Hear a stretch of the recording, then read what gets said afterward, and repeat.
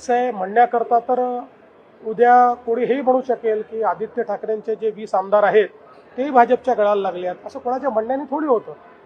आणि आम्हाला शिंदे सेनेचे आमदार आमच्याकडे घेऊन करायचं काय आहे? ते आमचेच आहेत. शिंदे सेना जी आहे ती आमचा मित्रपक्ष आहे, ती खरी शिवसेना आहे. त्यामुळे ते आमच्या मित्रपक्षाचे आमदार आम्हाला घेऊन आम्ही अशा प्रकारचं राजकारणही करत नाही. उलट शिवसेना मजबूत झाली पाहिजे याकरता आम्ही त्यांच्या पाठीशी उभे आहोत. आणि निश्चितपणे भविष्यात शिवसेना, भारतीय जनता पार्टी आणि आमची महायुती अजून मजबूत होतानाच आपल्याला पाहायला मिळेल. आज संसद में वंदे मातरम के ऊपर चर्चा शुरू हुई, कैसे देखते हैं, क्या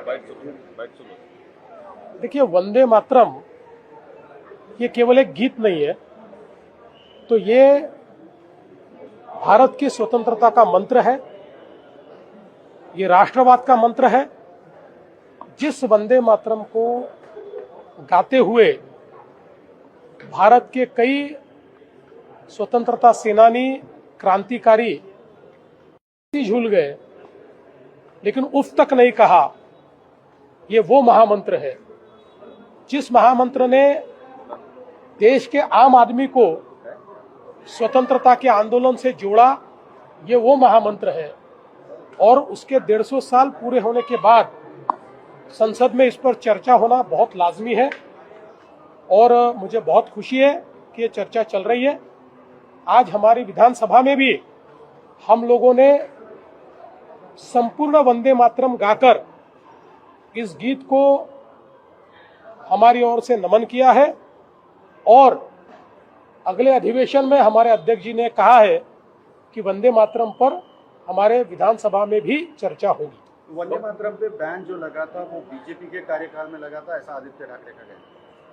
वंदे मातरम पे कभी बैन लगा ही नहीं.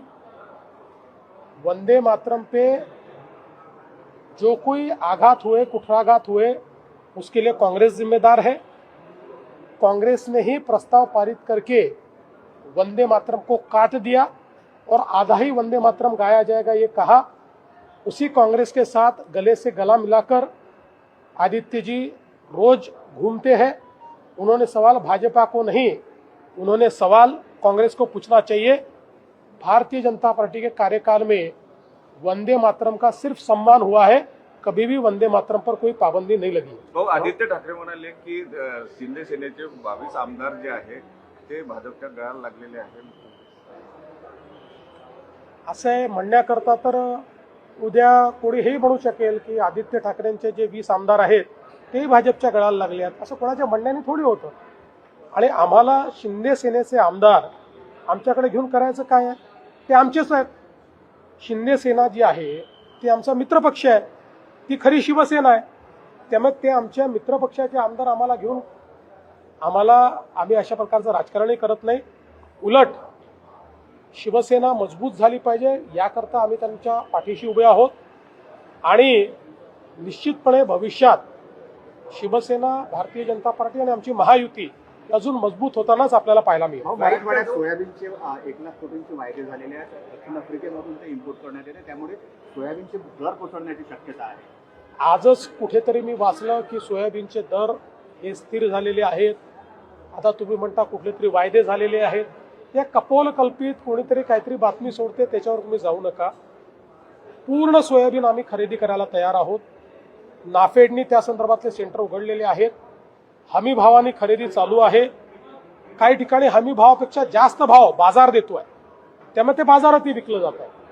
आणि म्हणून मला असं वाटतं हे वायदे झाले, ते वायदे झाले, बाहेरून आलं वगैरे, या सगळ्या गोष्टींमध्ये काही अर्थ नाही.